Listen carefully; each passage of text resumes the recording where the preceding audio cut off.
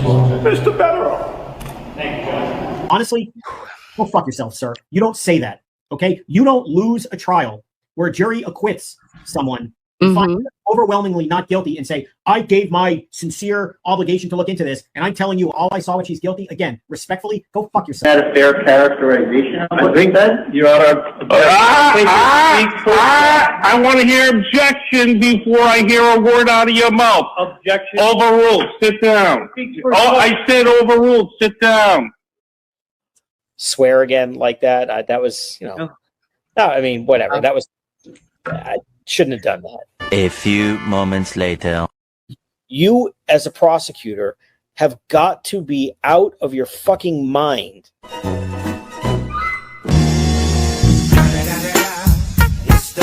Nose. Dude, Jimmy, look at those ears.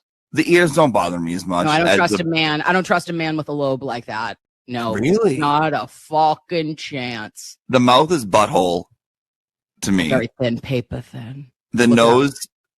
Oh, the nose. The brows. Well, listen, I will tell you though, I kind of like a fucked up nose on a guy. I like a big old honker. I like a big nose. Big old nose. Give me that beak, bitch. You know? Yeah. Like, I'm into it. Come over here. Cluck, cluck. Yeah.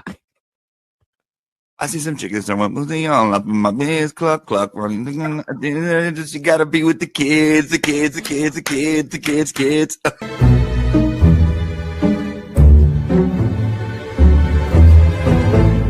And I go, oop, clutch, clench, kegel. We did it all. And I go, oh, and what happened? And they go, well, we just got 4,000 plus pages, bitch. And I said, stop it. Show me it.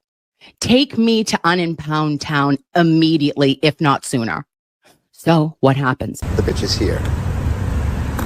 Why are you at a football game? Are you a Fonz correspondent? Well, no, because it's only for men over 30. Okay? Have a great night, boys. Fuck off.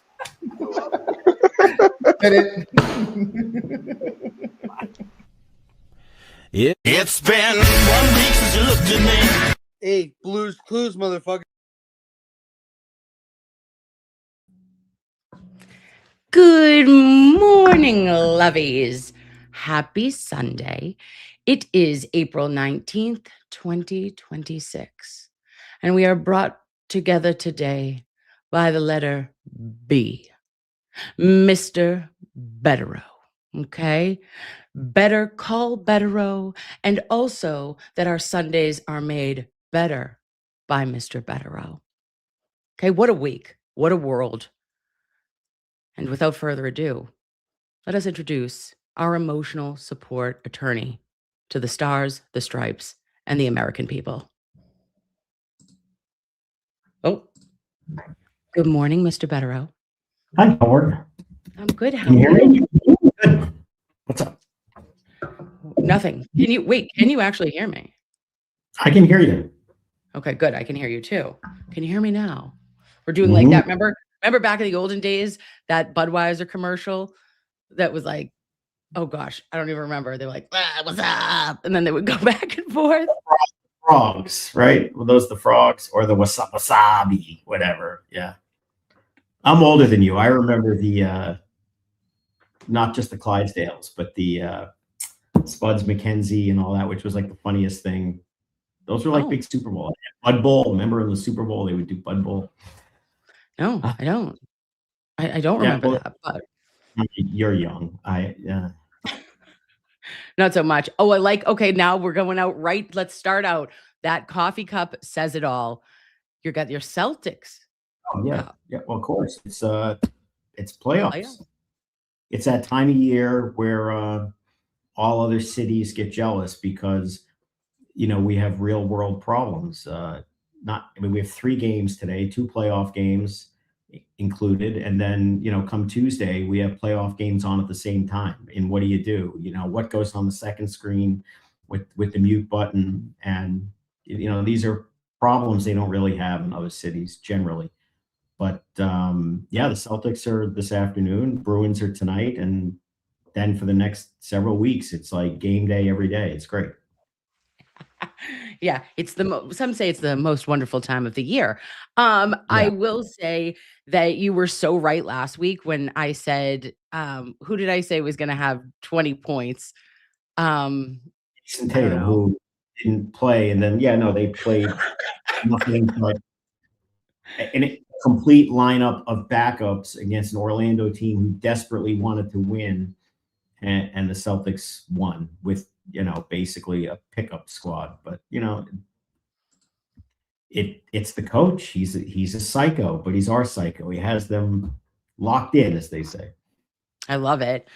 And do you not bold predictions, because I know that you are not a gambler when it comes to sports, you're not actually aggressive in that nature, but do you think that the Celtics will get another banner this year? Are you putting it into the universe? Are you manifesting?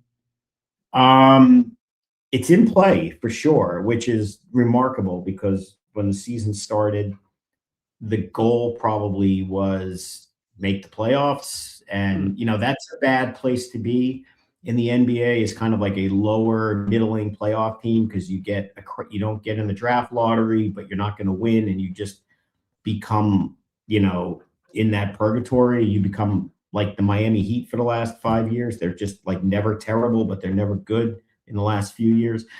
And then they started the season 0-3 and without their best player. And I think at this point, anything less than making the finals, you would say at this point, would be disappointing. Although they're the number 2 seed, I don't think anybody seriously believes that the Pistons are better than the Celtics and that they would lose to them. We'll see. They're playing the 76ers, who they should beat probably in 5 games. Ultimately, they should be in the finals. They probably would have to play Oklahoma City or San Antonio, which would be very tough. Very tough. And you hope that the West is just a bloodbath, and you hope they all beat each other up, and maybe there's a few upsets. And Denver's always tough because of Jokic. But if they're in the finals, and they certainly have a chance, they have the championship pedigree, and they feel like they have pixie dust on them this season. I don't know. It's so at this point, you're watching them, and it no longer feels like house money. You need them to win. Where the Bruins are house money. Go give it a shot, guys, and see where you go. Let's be honest. The Bruins have no chance at winning the Stanley Cup. It's okay. It is what it is. But go out, do what you can do, and we'll see. It's fun.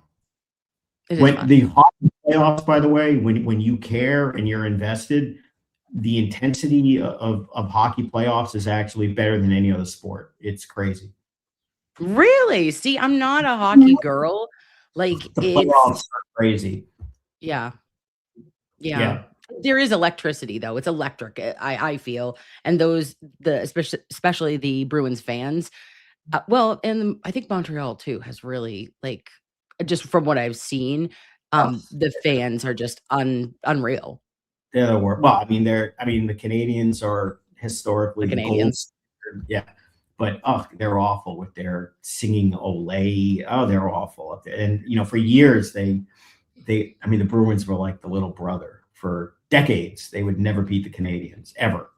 But those days are long gone. Any Bruins fan will tell you they hate the Canadians. Okay. Well, onward and upward, and they're not winning. How are you feeling about our Red Sox? Not good. Really? They kind of, sort of steadied a little bit, but they seem flawed. They have the most bizarre ownership. They've won all these World Series, and that ownership group won 2 World Series in Florida but they have this model where they win and then cut costs. It's just what they do. And that's where the Red Sox appear to be now. And it's a disgrace. They're a big market team. They have lots of money, and they haven't been spending. In the last several years, they've given away players for basically, a bag of baseballs, nothing in return, nothing serious in return. And they just seem flawed. I don't feel great about that. I watch, I care, but I don't feel it. Not yet, anyway. Yeah, and I think you know this about me. I do have a Red Sox tattoo on the back of my neck, which is Ooh, one you would take back? Never. But it is. Problem, but the current version of them is frustrating as hell. I mean, the idea that they gave away Mookie Betts, they gave away Xander Bogaerts, they didn't seriously try to keep Bregman, they gave away Devers. What are they doing? I mean, what the hell have they been doing the last few years? I mean, don't you miss the days when the Red Sox and Yankees would have an arms war and basically fight like drunken sailors throwing money at people? And they've kind of both taken a step back and let the Dodgers be that guy now. So whatever. Yeah, it is what it could be worse. The Mets have lost 10 in a row. So that's just Well, out here, the Mets, they're always the little brother to the Yankees, and it could be much worse. You could be the Mets. It's not here because the Mets haven't won since the controversial mayor showed up and hugged Mr. Met in the clubhouse, and they're a stellar 0-10 since then. So read into that what you will. There could be something to that, Mr. Bederow. If you are a superstitious person, you may say, did he bring bad juju? I don't know. But I did see a hilarious thing online. It was Dustin Pedroia, okay, who I love. I love him, always have. And he was recounting a story, because it's like bringing me back to the olden days and Big Papi.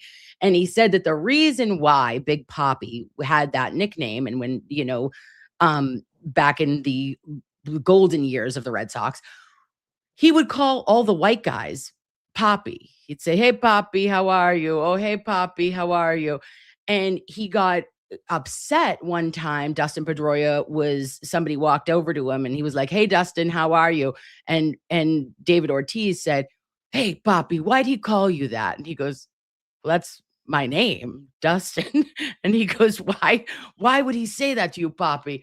And he's like, you've played 1,000 games with me. And they say Dustin Pedroia, right? Like, and he was like, oh, so that was like the big joke. He knew all of the Dominican and like Puerto Rican players, their names, but every Caucasian player, whether it be Tech or Veritek or, I don't know, Dustin, everyone, he just called him Papi. So that's why they called him Big Papi. So obviously, Pedroia, love him. ASU Sun Devil, by the way, so one of many, great players from there. My recollection, actually, and I could be totally wrong, in early, probably 2002, which is the year before Ortiz got there, I think it's 2002, the Red Sox had a player who, some of you know, Carlos Baerga. He was pretty good when he was on the Cleveland Indians for like during their good years in the 90s. And he was on the Red Sox for, a cup of coffee when they sucked. I think it was 02 or thereabouts, maybe even early 03. I don't know. And my recollection is that he would run around calling everyone Papi. And that's before Ortiz got there. So I don't know what the real origin of that story is. But I know that we used to call him Pee Wee. I know that, but but it was just I'll post it on X because it was just funny of Pedroia saying that, like giving the background of them being like him just never knowing anyone's name. He was on their team forever and just be like, hey, Jason Veritek was like, he never knew my name. Yeah, no, that makes sense. But I don't know why. I thought that originated with Baerga, but I don't know. Hey, potentially I'll blame it on Dustin if it was incorrect. He told it at like some comedy show. It was funny. Anywho, I just like old Red Sox lore because I'm an old Red Sox, fan whore. And I just love them. So that is it. Do you have enough of your you got a Halls today? Yeah, they're out of cherry, so we're on honey lemon. Not bad, but no, you got a cough. It started in law school. One of the best advice I ever got from, in a trial practice course was if you want to strengthen the voice, if you're going to be doing a lot of talking, Cherry Halls. And I've been doing that ever since. And that was in like 1996 or 7 or whenever. Yeah. That's why you always see me fucking on these things. Runs from the voice. Kicking them back. Well, I've What got they- allergies like a son of a bitch. I don't know what is blooming currently, but I think like a juniper tree is trying to take me out. Well, it's pollen season. Allegra Oh, yeah. D24 does the trick. See, I have to change mine up. I go from Claritin, then I'll hit Allegra. Then I have to do then I'll do Zyrtec because my body is like, it gets immune or used to whatever I'm taking after like a month.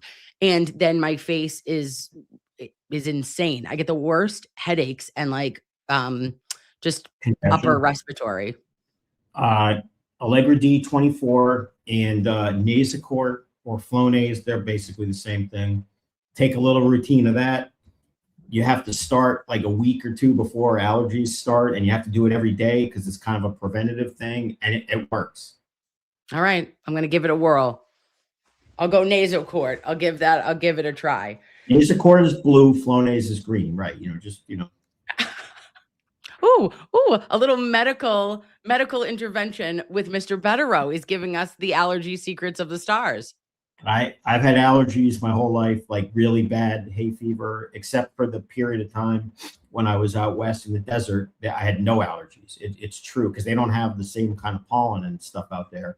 But other than that, Northeast, forget it. I mean, it's a disaster. Yeah, no, and that's so funny because I never had allergies until I think I turned maybe 10 years ago when I turned 30. Then I was yeah, terrible. I had them from day one. Yeah. Little allergy. Yes. Okay. So, thank you for our intro to our show today. I did want to ask one thing. Who the hell is Helly Hansen for your hoodie? It's just a Norwegian brand of athletic wear. Nothing. I like it. I've always liked it. I thought it was like Hilton Head. No, it's a Norwegian clothes company. Oh, he's wearing his Norwegian clothes. Okay. Yeah. All right, cool. I got highlights done. Can't tell me shit. Got those done. Can't you tell I look Scandinavian? Yeah. Oh yeah. Yes. You're Scandinavian king. Yes. I put you on a boat. You're a Viking. Okay. There we go. So there was a lot happening this week. You know that, I know that. And I want to jump out the gate with asking, because we're generalized and we are smart and pretty and we don't assume things and we don't ask things that we're not able to talk about. But could you maybe give us an overall tone or education on what entails elements of defamation or what defamation is generally speaking?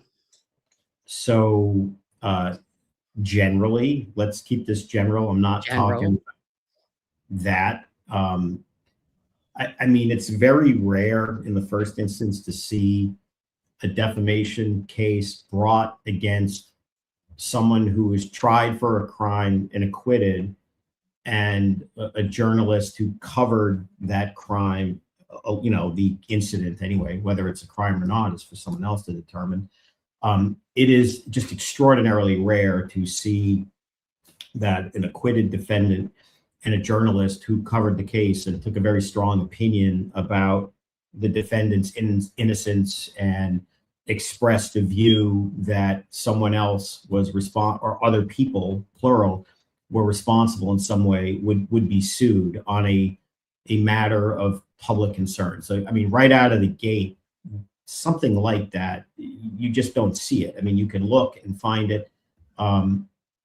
You're probably not going to see many examples of that. But when you are suing someone for, again, on a matter of public concern, generally, you're going to have the burden of proof is still on the plaintiffs. And that's important.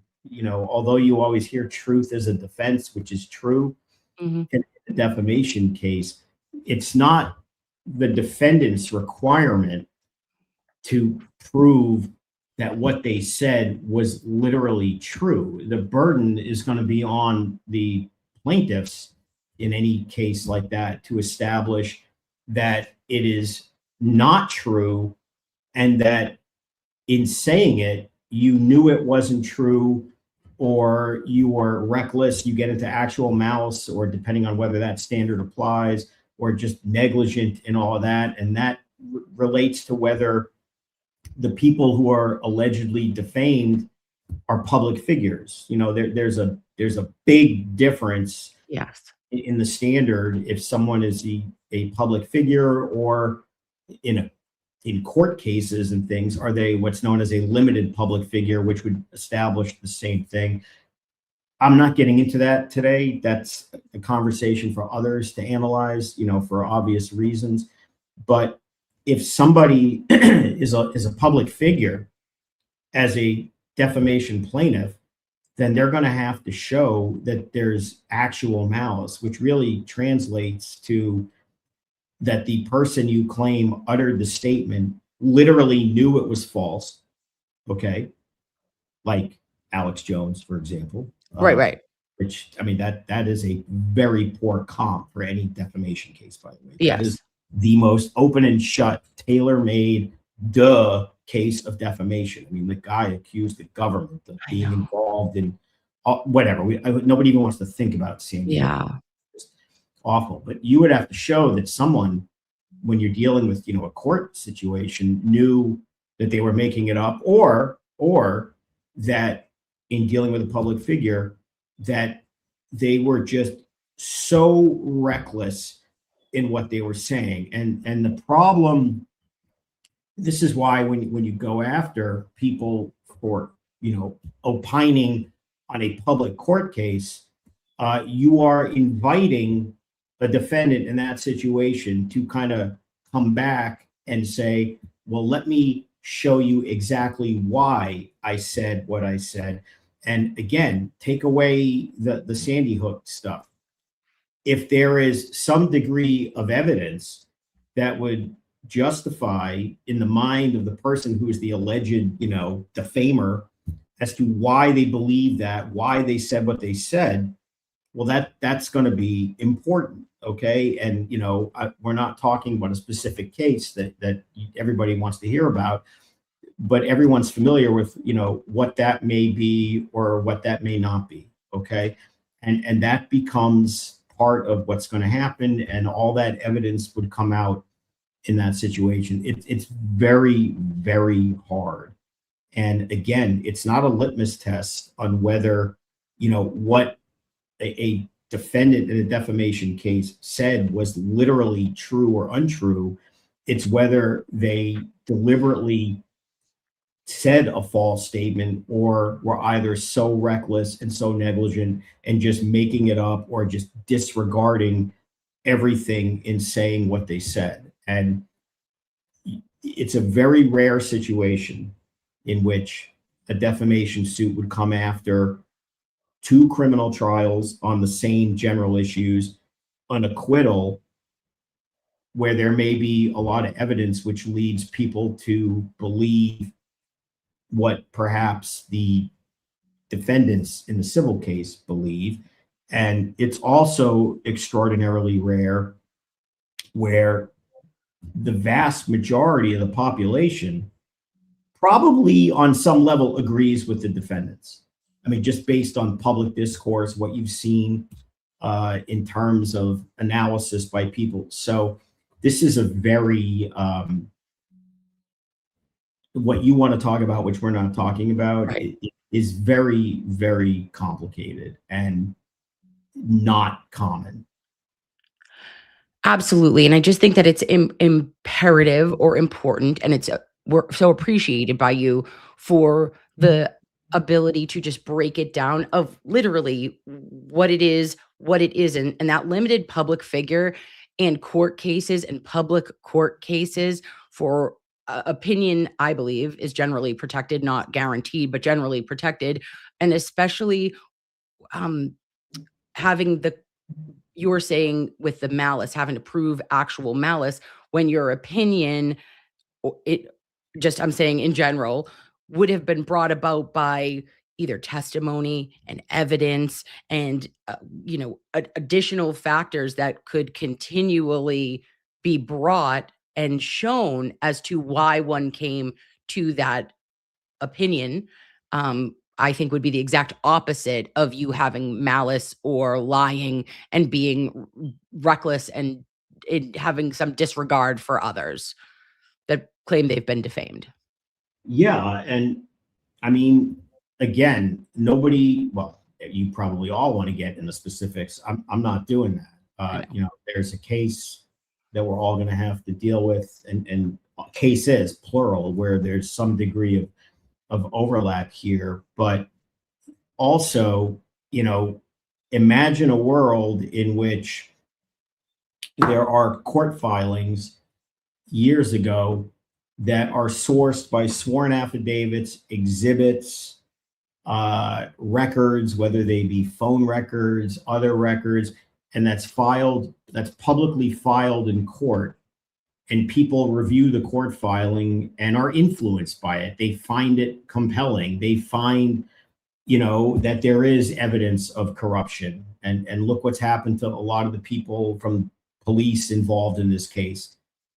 One has been terminated and is indisputably disgraced. One of the other ones is currently suspended, probably facing God knows what. Again, that's for others to determine. But when you have a defamation suit and it all goes back to something was filed in court and well sourced, and somebody relies upon that and says, wow, I agree with this. I'm going to start reporting on this and cover other things, which also leads me to believe again. And now you're in a position where you have to establish that this is, you know, either knowingly false, that, you know, these people don't believe what they're saying, or alternatively, they're just so far out of bounds and there's no basis for them to believe what they're saying. That is a tough bar. And this is, you know, lawsuits get filed, complaints can be dramatic. They can include quotes from messages that everybody gets involved in. But there's so much more to this generally. And you also have to bear in mind that, you know, defamation, it relates to literally the statements that were made and whether, you know, they were deliberately false, with actual malice, whatever.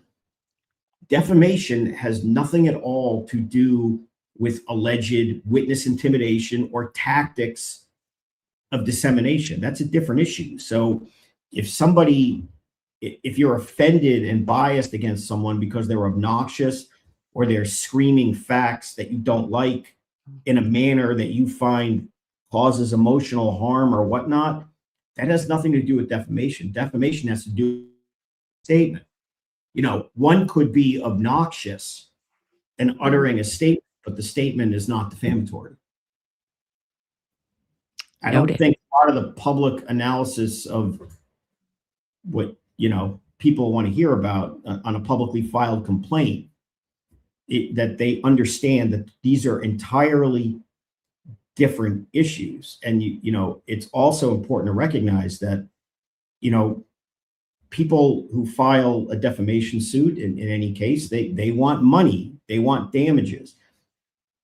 But if those people are also witnesses in a criminal case, it is now clear that they have a financial incentive to see a criminal defendant convicted if they're also a defendant in the defamation case that was filed prior to a criminal case being resolved. And presumably in this hypothetical, that had to happen because the statute was going to expire in a day. So this is all interrelated. It's a fascinating way for people to deal with, you know, what they believe is criticism that's unfair. You know, people have a right to file lawsuits, but defendants have a right to dispute it and fight vigorously and fight to the death. And, you know, they can potentially file motions seeking attorney's fees. Again, it's a choice, okay? But when you sue someone for defamation in saying, you know, you falsely accuse me of a crime, then you are absolutely inviting the defendant to respond and say, Well, let me tell you exactly why I think that. And you can think I'm right or wrong. But I relied on A, B, C, D, E, and F. And in the hypothetical that you're talking about, that's what the plaintiffs asked for. And that's what presumably the defendants will do. And it'll be on. That's how it works. I mean, some would say, you know, people talk about the Streisand effect and those kinds of things. You know, that's one could wonder about that, but ultimately they have a right to do it if that's what they think, any defamation plaintiff, if that's in your interest. But, you know, before filing any litigation, you know, those are the things that the plaintiffs and their lawyers consider. They know what's going to happen when they sue. They know what the defense is going to do. And if they decide to do it, then unfortunately for the litigants, you know, it becomes very stressful and high stakes. But for the public, it becomes fascinating. And, you know, it guarantees that the overall saga of this is going to continue for another several years. I mean, it's just, but, you know, as I always say, especially when you're on the defense side, and this, it goes criminal or civil, you just go where they tell you to go. You go where they send you. And here we are. Yeah, it almost feels in some circumstances when you're weighing out those pros and those cons, Mr. Bederow, that like, don't bite your nose to spite your face in some circumstances. And it's I wonder that for people whom in a, you know, generally speaking, that if you just wanted to get back to some sort of normalcy and life, and it's like now you may have absolutely opened up yourself to more scrutiny, more speculation, additional you know, depositions and more information coming out than was even available and ready to the public prior. So be careful what you wish for, because you just might get it in certain circumstances. Again, this goes generally. Generally. Anyone who files a defamation claim is inviting a defendant in any situation, whether it's related to a criminal case, whether it's related to anything, for a defendant to say, well, A, it's true, it's what I believe, and the reason I believe it is this, this, and that. And it invites lawyers to challenge the plaintiffs and confront them with a series of facts, whether it be inconsistent statements, documents, whatever, other evidence, to challenge and push back on that and put them on the defensive. I mean, that's the cost of filing a defamation claim. And of course, if a jury believes that the plaintiffs are right, then, you know, they win and they presumably do well in the lawsuit. But you are definitely, when you file a defamation case, generally, you're not dipping your toe in the shallow end of the pool. You're diving into the deep end head first without testing the water. And Danger. And you know, people know that, plaintiffs know that, skilled lawyers who advise plaintiffs know that. And if in any given case they do it, and they file a lawsuit and defendants defend them, and that's the system. Absolutely. Could you explain to me generally, well, this is very general actually question. I see like a lot of attorneys talking about the anti-SLAPP, but can you, if something passes an anti-SLAPP or it gets past it, then that would be interesting. Now that's more on the civil, just for the civil case. But what does that mean exactly? Like, what is the anti-SLAPP law? Well, Massachusetts has a pretty strong one, actually. Okay. It allows somebody who has been sued for making speech about matters of public importance to immediately push back and say, they're trying to silence me, this is frivolous, they're creating litigation to silence me, and do all of those things, and to show that it's a frivolous suit, they're not going to win, And it allows an early dismissal, if you will, of the case. I'm not getting into any of this right now. Yeah. And, if you win as the defendant, if you file an anti-SLAPP response, then, plaintiffs can be responsible for all kinds of fees and things like that. But it's just a way to say, like, the court should not tolerate somebody abusing the courts in doing this. Okay. Generally. And so, but the anti-SLAPP is state by state, like how strong, or is it just a federal law? No, it's state by state. I mean, defamation is a state law concept. I mean, every state has their own laws. There, for the most part, overlap. I mean, I haven't survey on what the defamation law in Montana is, but again, there are different types of civil cases that get filed, and there are different types of defamation cases. And in the situation that you're talking about, it is extraordinarily rare to sue a criminal defendant who was acquitted after 2 trials, who most of the public generally believes is not guilty, if not actually innocent, and a journalist who covers, that situation and clearly has a strong belief that others in that person's mind are involved in committing the crime other than the defendant. That is not a common filing for defamation. And as far as, anti-SLAPP, it's just not appropriate to discuss it any more than the law exists, and whether it's applicable in any case is something that gets decided, by lawyers and clients at the right time to determine whether you push back in that regard. But again, that I wouldn't say anything more about it than that. Of course. I had questions about that because I had never heard really of the anti-SLAPP law because of I don't think it comes up often, and especially not in trials that you're covering in I don't know, in the area or genre in which I do. Oh, so, civil. I mean, this doesn't exist in a criminal case. So ever. Yeah. But when you look at, I don't know. It just doesn't, for me, thinking about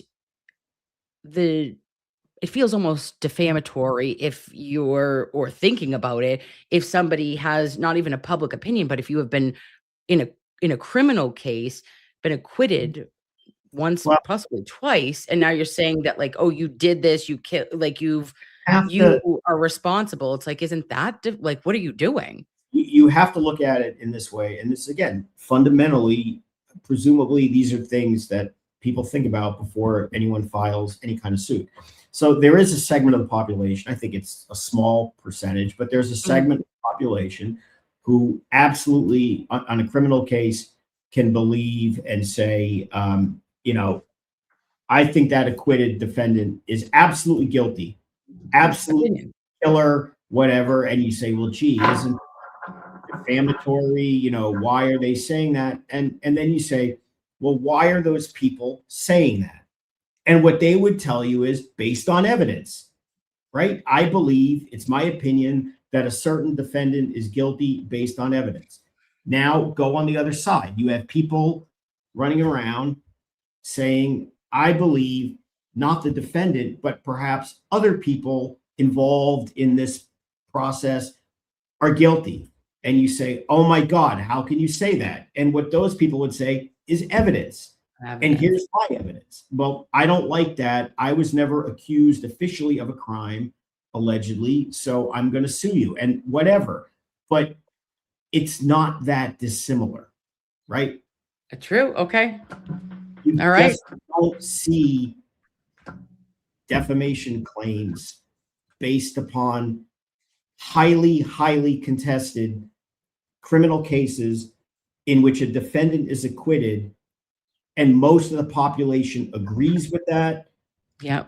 Almost, I don't know what the number is. A lot of those people believe the defendant is actually innocent and framed. Yep. And a lot of other people believe that, well, if someone didn't do it, or there's evidence that they were framed, that others might have been involved. Right. Who are those others? And that's for people to decide, and they have opinions and they share it, but it's not going to be defamatory if you truthfully believe it and have some basis of support that does not evince an actual malice or a reckless disregard for the truth, or in the case of a non-public figure that is just so negligent and so out of bounds and such a disregard of what's out there. There's a reason why these cases are hard. I mean, in America, you are encouraged to contribute to what famously was called the marketplace of ideas, right? The public street corner, the public forum, the First Amendment. And defamation suits are, put the First Amendment squarely at issue and allow for recovery against the defendant if it's just so out of bounds. I mean, and a perfect example is, a lunatic like Alex Jones running around claiming that, the government was involved in some false flag operation involving the horrific, I can't even say it. I mean, those families to have to listen to that. I mean, anyone would agree, yeah, that's defamatory. And I mean, that guy, I think, ultimately even acknowledged, yeah, I just said that, like, whatever. So you have to be careful to, conflate any prior case with another one. That has nothing to do with any other type of defamation case. That case is probably the single most offensive. You've got to be kidding me. What are you doing? Defamatory claim that any of us have ever seen. Totally agreed. Look at Mazza coming in, my wing king, coming in with some facts, some stats this morning. It can cost approximately $100,000 on average.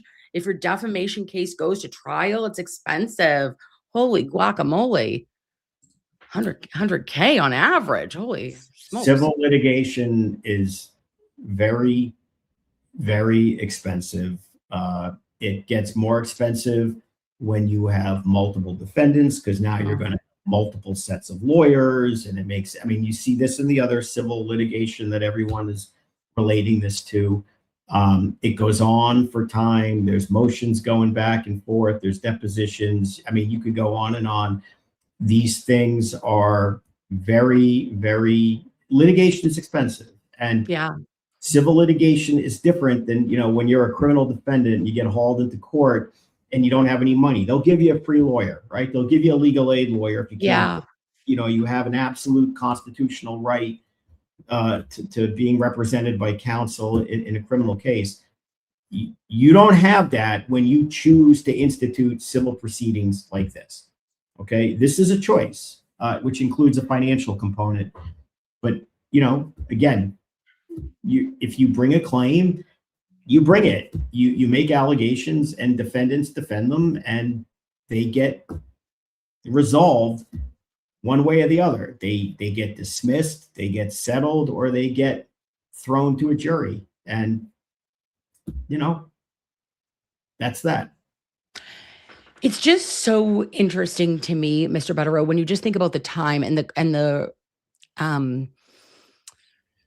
amount of time and the toll in which it takes not only on the plaintiffs, but the defendants and the legal team. And that is a choice. I mean, it is a choice for you to, this isn't something that you're not given don't have a right to a fair and speedy trial in a timely fashion, which, Jesus, we all know Massachusetts, what time management, but there is the length of duration for certain things in a civil arena is just staggering. And I know that I've seen in completely different things, like a car accident or, some sort of any other issues that I have seen that people are, 18 months, 24 months, 36 months. And it's like, geez, Louisa May Alcott. I wouldn't, for me, that I don't know what, your benefit outweighing the risk there.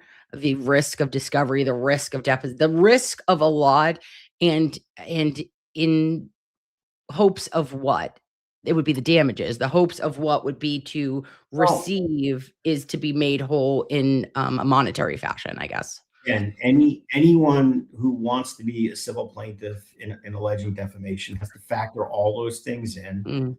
They have to factor in, you know, am I going to be deemed a public figure? Because that just changes the standard higher. And, you know, there's all kinds of analysis that goes into that. You know, have I contributed to making myself a public figure? Have I appeared in the media voluntarily? Have I put my name out there in other ways? What kind of damages would I get anyway? I mean, has this destroyed my reputation? Or again, there was a criminal trial, 2 of them. Okay. And the whole world saw in a public forum, in the example that you're talking about, and could draw their own conclusion about whether they believe any particular witness, whether they believe the documentary evidence, whether they believe inconsistent statements, whether they believe these people cooperated with law enforcement of all kinds of different variety or not, whether they believe that investigators on a criminal case were corrupt and may have had a relationship that was a little cozy with other people or had access to prosecutors, whatever. And then if that alone says, well, does that limit damages? I mean, because people could draw their own conclusions just based on a public trial, whether there was any prior journalistic coverage of the case. These are all things that get factored in. And if somebody says, well, we're going to go forward on that, it's their right to do it, but it's the right of defendants to push back, vigorously defend, and defend it any way they choose, whether that includes a fight to the death and to establish I didn't do anything wrong in a defamatory sense. Again, everybody makes choices. Plaintiffs make choices, defendants make choices, but only plaintiffs institute this. I mean, they set this into motion, and if they do, they have to fully expect defendants to disagree, come back, and fight. I mean, that's what litigation is. Sure is. I have a question for you from something that came up in an interview, a public interview, of an attorney in Massachusetts. Her name is Catherine Loftus, and one Kerry Roberts. Won't get into the sum and substance. Can you get it? Can we talk about it? Can you give an opinion, or no? You don't want to give any opinion on Kerry Roberts? Yeah, I mean, I'm familiar with the people you're talking about. I did not see the interview. I'm aware of it because you see discussion of it. But sure, I mean, there's no reason not to discuss it unless you ask something too close, and then I won't. Okay, perfect. So, Catherine had she still, I think, has a TikTok, and she was on NBC 10 for, I think, trial 2 as a legal analyst. And she had Kerry Roberts on for an interview, and I found it interesting. There were a couple of parts that made my eyebrows raise, but one in particular was her reporting that after the end of trial 2, that the Norfolk County DA's office said this is over, and I guess that there was a couple of the the witnesses that were looking for a continuation of support and of, I don't know, guidance and like victim witness advocates from the Norfolk DA's office. That ended. So Kerry says that she ended up reaching back out and complaining and saying that she needed it. And now that she has continued, after a case has been acquitted, a victim advocate for her. So far be it for me to defend 99% of the time what the Norfolk DA's office does, but they're prosecutors, not social workers. Okay. Right. And I understand when they have a case and they have people who are witnesses, that they have a victim advocate program and someone to talk to and whatever. When a criminal case is over and there's no pending business before the DA's office, you don't normally see a situation where the DA gives you an advocate in perpetuity. I mean, that's just not the Right. function of a prosecutor's office. And quite frankly, as a taxpayer, it doesn't work that way. Now, if they feel they were treated improperly and should have been at least had their hand held a little more or been guided to other services or whatever, that's between them. I mean, to me, I don't think they have, that's just a sense of entitlement to say like the government should, take care of me. The case is over. It doesn't mean they should be rude to someone who cooperated with them, but I don't understand the controversy and the fact that the DA's office would then say, fine, we'll give you an advocate, even though there's nothing to advocate for.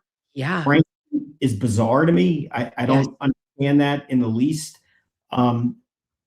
Again, they can kind of help a witness come down from the process, steer them to services, but I don't see it being the function of any DA's office anywhere using taxpayer money a year after you were a witness in a case to just do what? You have no role with the DA's office when the case is over. So again, I don't understand that controversy at all. Yeah, I found that I was wondering if you had ever seen anything like that, like once something had been however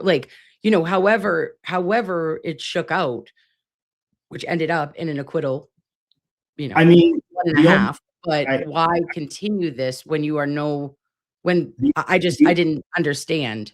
the only thing I've seen is sometimes, where witnesses are provided benefits, Mhm. they may continue after, and that's part of the deal they made.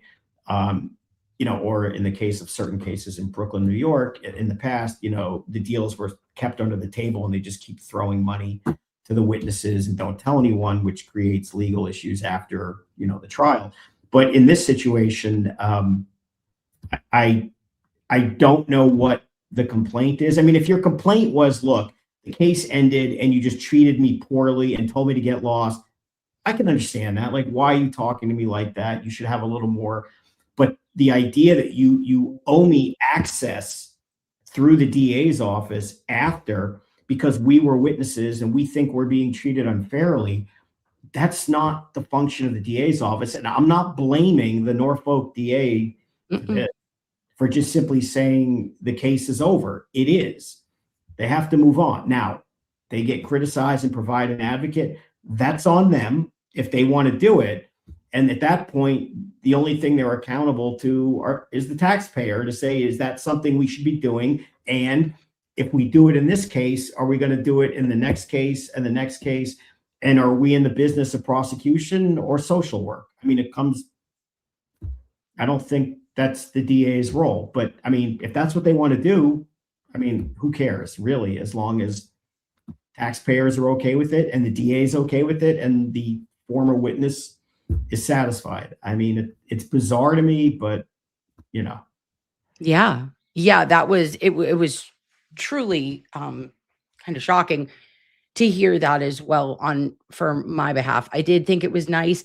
She brought up a couple of things that I don't know if we were privy to, of Officer O'Keefe taking the kids every single year to opening day, something that I did as a kid as well. I thought that was lovely. And there was a little bit of kind of interest that piqued for me when she was discussing Kerry and Jen, saying that Jennifer McCabe is only going to certain Dunkin' Donuts that she feels comfortable at, or there was one Eastern bank that someone declined to serve her or to decline to be her teller. And I was like, well, that's interesting. Just due to the fact that, in my opinion, if you work for a company, if it's not your own business, you don't determine who you serve and who you don't. I would at a hospital I'd be obligated to serve every person that comes in. If they could be killers, they could be shrapists, they could be whatever. My goal is to try to help you and to, keep you alive at that moment. A bank, I guess, different because you're not, providing life-saving measures to anybody. But if Eastern Bank knew that, I just wonder if there was maybe any kind of pushback that you think of somebody saying, I wouldn't want, and again, this is all alleged because this is what Kerry is saying, that Jen told her that she didn't get good service at whatever bank. If I'm Eastern Bank, okay, and you're telling me, again, allegedly, but let's assume hypothetically it's true, that an account holder of this bank came in to do banking and the teller made a unilateral decision not to conduct those transactions because I don't like the account holder, Yeah, then I would terminate the teller 5 seconds later. I don't I would care too. you think of Jen McCabe or anyone else. Right. That's not your call to make. You can think what you want about how you feel about that individual, but if that hypothetically were true, that's ridiculous, and that's just not what should be happening. 100% agreed. I got some pushback because there was a clip that was posted before the entire interview dropped, and it was Kerry speaking of a situation in which she stated that people came up to her and her teenage daughter at a Stop and Shop and accused them of being murderers, and what Accused kind of people. Roberts of being a murderer? Yeah. Yeah. I mean, again, if At the that's, Stop and Shop. I mean, look, I have no comment on that other than, if that's what she alleges, that's what she alleges. The problem, again, I'm not saying that she should hear that. I mean, I don't think anybody is suggesting that she was involved in a murder as much as, may have testified falsely under oath, may have said many inconsistent things. I mean, I think that's a fair analysis for someone to have an opinion based on what they saw come out in court about certain things. The other thing is she has made herself a public figure, okay? She has appeared on Good Morning America. She has appeared on this interview that you're talking about. She has made other public statements. She appears, I've seen clips of her on, being interviewed on that other, I don't know what they call it, where Forensic room, yeah. all those women who love me and others are talking the opinion that, whatever, that's fine. They have a right to do it. I mean, I don't care. But I mean, when you put yourself out there on some level, you're going to be confronted, good or bad, depending on what the situation is. But I mean, if she's saying that somebody is yelling at her and her kid, I'd say, well, calling her a murderer, that's wrong. I mean, I don't think that's what Agreed. it is. I think there's a lot to criticize her about potentially. Not that. No. But again, that's what she says. I don't know if it's true or untrue. I don't doubt it just because she says it, but I don't accept it just because she says it either. But, here was my stance on it, Mr. Bederow, is I said, now, as a mother of a 15 and 16-year-old daughter, I'll tell you, bet your bottom fucking dollar that if you are at a Stop and Shop with me and you walked up and said to my kid, like with your camera in her face, a phone in her face, and we're screaming that I was a murderer and that we were murderers and like all this random shit, I would be making a call. Okay. You're not doing that to me because I feel like that it's crossing. You could say whatever you want to say, but if you're in my space with a phone in my face and in front of my kid I feel like that's a little much. I would be like, oh no, I'm either telling the manager I want a thing of this. And I feel like that's like harassy. If you are like in front of a kid, I think that's weird. Don't do that in front of kids, to any kids, just like of that to me.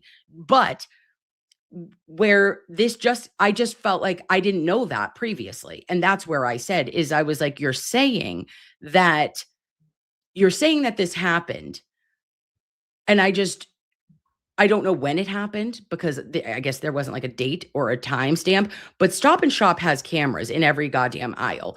They have like all of these things of being like, if I was feeling like I was in danger, if I felt like you were going to hurt me or my kid because you're an unhinged individual, not just because you're saying something I don't like, but if I felt scared in that moment, right, which one may, then I just thought it was awkward that there was no either follow-up and that she hadn't said it, because Carrie tells us everything, right? She's the one who talks about this.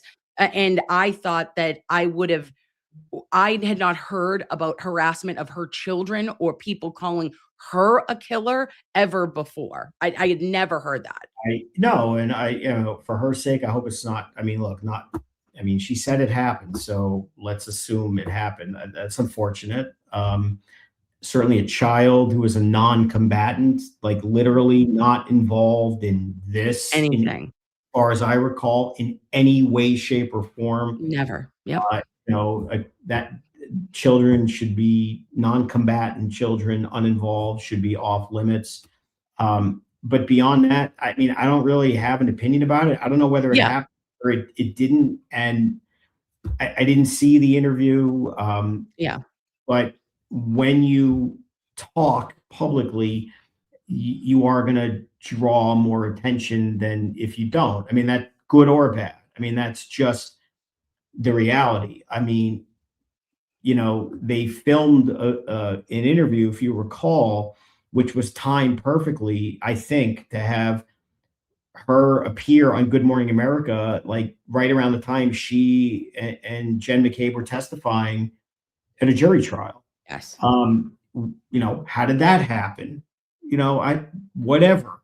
There are choices you make to make yourself a public figure, or put yourself a limited public figure, or put yourself out into this. And, a lot of us, that's part of it. But does that mean that her kid, if it's true, should have to hear that? No, of course not. I mean, her child has nothing to do with any of this. Anything.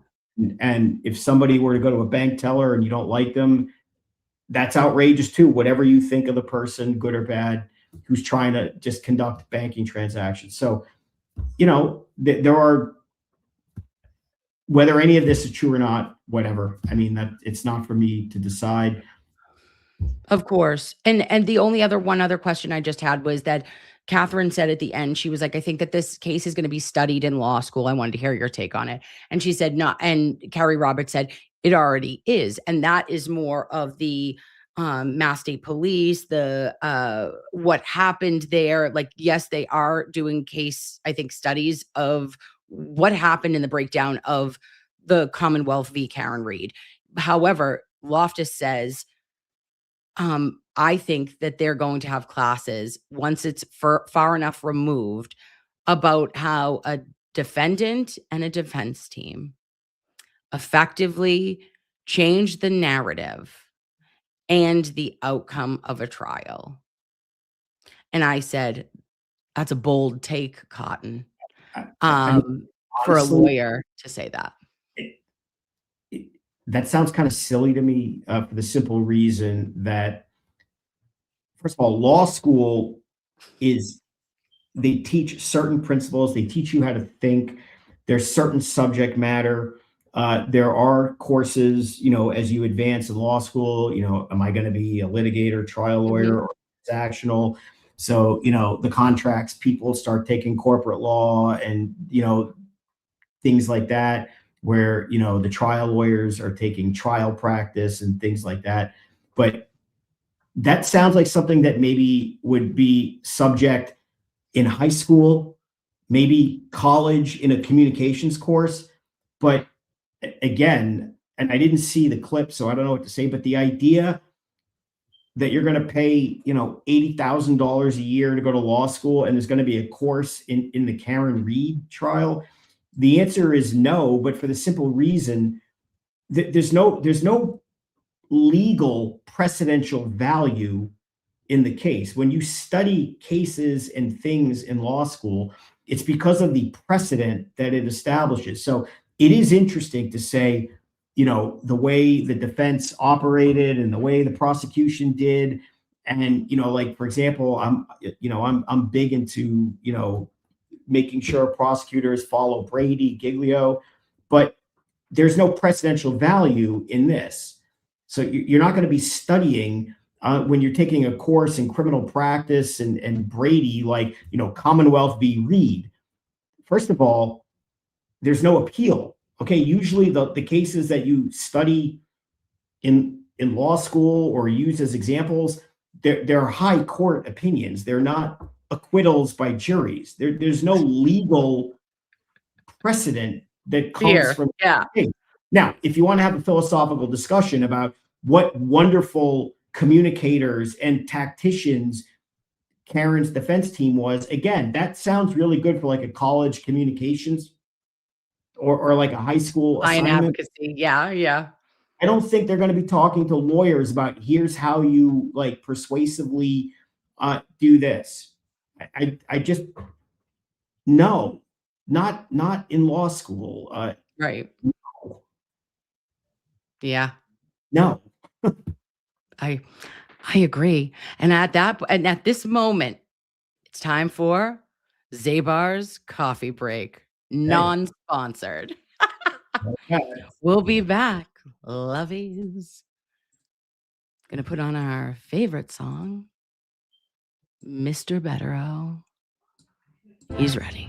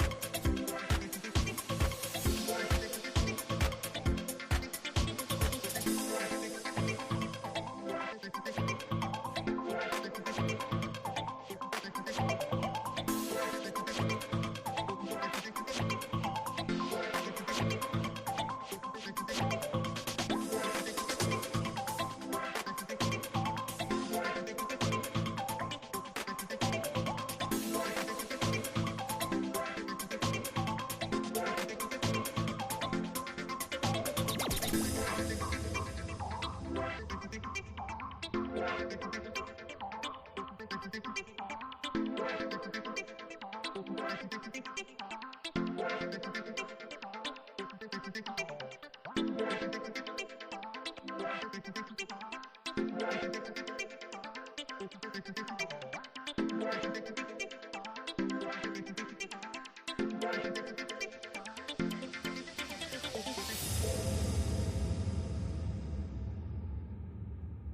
right.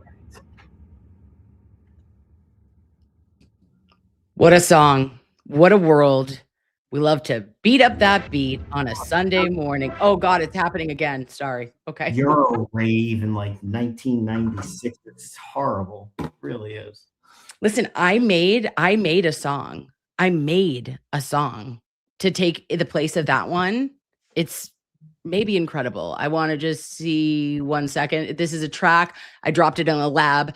Don't tell me anything.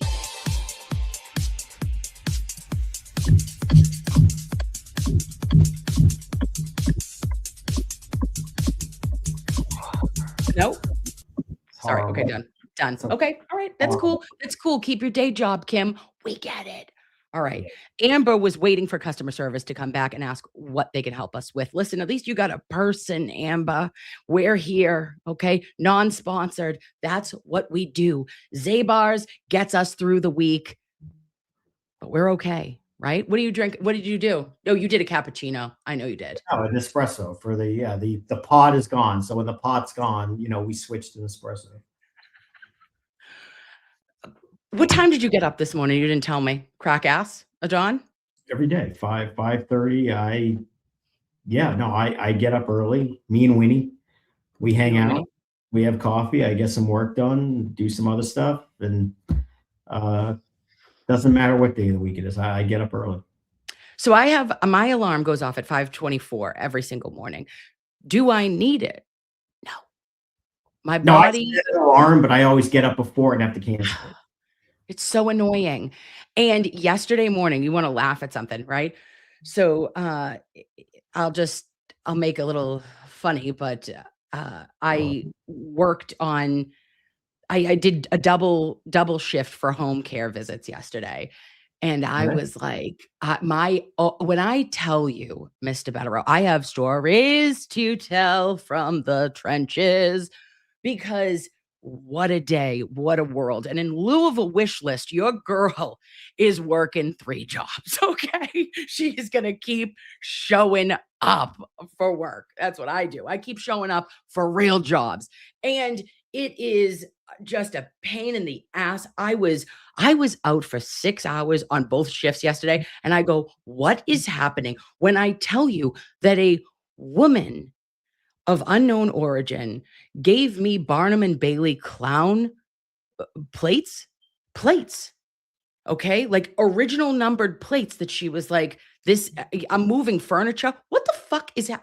I go, only me. If you put a cat camera on me doing things, you'd be like, what is happening? Why does this happen to Kim? We don't know.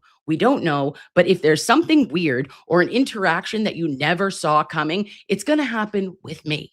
Also, I didn't tell you this, but 2 weeks ago, I was actually just out with one of the other nurses. I was shadowing her because there's a new system. And I had to, like, for the documentation, writing things in 14 different places. Ugh, fuck off. But I ended up, Armando, this prick in downtown Lowell, puts me on a hook for the for a tow. He tried to tow me, and I had to give him $130 cash, or he was going to bring me to the tow yard, and then it was going to I would have to pay $180. So I ended up paying money to go to work one day. I said, Jesus, take the wheel. And that's why I pray to Tiny Mary, Tiny Jesus, and I got to go to the PO box because I think there's a Tiny Bederow in my PO box. Okay. Put a little extra in your tea this morning. Sorry. Sorry. There was, yeah. Okay. Anywho, I digress. It was that song, Mr.Bederow. When I get the EDM going through my veins, can't tell me shit. Okay. CEO of can'ttellmeshit.com. All right. So next, on to the next thing. Thank you for all of that, because I felt as though our first half was incredible. You did a really great job of keeping it general, but breaking things down for the common folk, for us lay people, for us to be educated and informed, and know the overall arching themes that one must know in specific like litigation in any realm. Yeah, I mean, the only takeaway point really that I was trying to tell you was that Yeah. defamation cases in the context of going after, an acquitted defendant and a journalist who shared the view publicly with what the defense was arguing and continues to argue. In fact, they filed a lawsuit against the now defamatory plaintiffs, basically making the same kinds of claims that they've always made. To see this end up in a defamation thing is extraordinarily rare. There's a reason for that. And the bottom line is when people are public figures, it's the old New York Times versus Sullivan rule from, I think, 1964. It is not supposed to be easy in matters of public concern to bring lawsuits like that, because there is a First Amendment and people have a right to have an opinion based on what they see in a court file, in a courtroom, and whatnot. That's all. And it will play out however it plays out. And I always love to bring it back to sometimes when you go, it's all, it feels, I feel all the time that it's like, it's Chinatown, Jake. I wake up and I go, what's happening today? Because I know, we know the fundamental rights as Americans. We know our rights to our opinions. We know our rights to, trial coverage and everything. Just think of it in this context, and we can move on from all this. Yes. Take any murder case. Take a murder case in California, Arizona, Nebraska, wherever, okay? That's covered in the news, all right? And ends up in an acquittal, which happens. Yeah. And people run around all the time saying that person is a killer, they got away with it, all this, and they don't get sued for defamation. And if you said to them, how could you say that? Aren't you worried about being sued? What they would say is, well, no, because there's evidence that I believe establishes that they're involved, right? Never mind what the verdict is. I don't care. Yep. Now just flip it on the other side, okay? It's very rare. Let's just leave it at that. We'll leave it there. It's very rare. We'll leave it there. Okay. And now I wanted to ask you another case that has been racking my brain. It has. And we've talked about it, which I think that it hopefully will be brought up a little bit more now, is that Scott Quigley case. It is wild. And there was a filing this week that shows Trooper Scott Quigley. It came from Howie. I did it. So first look at the Commonwealth Statement regarding the 2023 motor vehicle fatality of Angelo Schettino, caused by state police trooper Scott Quigley, who was legally drunk, according to his BAC at the time of the crash, but was never charged for 2+ years. Key admissions by prosecutors brought in from Suffolk County, because Middlesex County is conflicted. Quigley finally is suspended without pay, which is huge, more than 2 years after killing Schettino. And another MSP trooper, now on restricted duty, had 6 drinks after leaving the DA's office in Woburn after 3 p.m. in December of 2023. By the day after the fatal accident, certain other members of the state police detective unit working for DA Marion Ryan, knew about the accident, plural members. And yet all of those troopers seem to have dummied up. Quigley did not even get an MV citation for killing Schettino. He received a quote warning from Lieutenant Jennifer Penton of Enrique Delgado Garcia and Boston's finest with Brian Albert, now herself indicted for perjury and involuntary manslaughter in a different MSP scandal. Next question, will any of the other state troopers who tried to protect the, quote, allegedly crapulous cop, the tipsy trooper, now be suspended for their corrupt silence? Developing. I'll say this, Ted Daniel, my king has been investigative up the yin yang on this one. This man has FOIA'd everything. He has broke this story. Ted Daniel, you are that man. You are that bitch. And it was just interesting because I wanted to say, I wanted to read what the BAC was and then tell you. So laboratory testing of the blood draw from Quigley at 6 p.m. This is like an hour after, right? Just over an hour after the crash, showed an alcohol reading of 114 nanograms per deciliter, which state police toxicology translated to, it should be from nanograms to 0.10. So that's over the limit to drive. And that's an hour later after he was already, and he wasn't drinking at time of the crash. So that's interesting. When the hospital staffer discussed the lab result with Quigley several days later, Quig said he was surprised by it because he had consumed one drink. Lion sack of crap. Tell me everything. What are your thoughts on this? Because I feel as though having another, about our embedded troopers, right? So they were the embedded troopers for Middlesex. Norfolk has shitheads, all right, that have all been rehomed, retired, expired, all the things. And then now we're realizing that the embedded state troopers in Middlesex, in my county, are like just not even issuing citations for cops that are above the legal limit and getting into vehicle, even an accident should have had a citation. When your BAC came back, you should have been something should have been done. Nothing was done. Everything was swept under the rug. What is happening? What are your thoughts?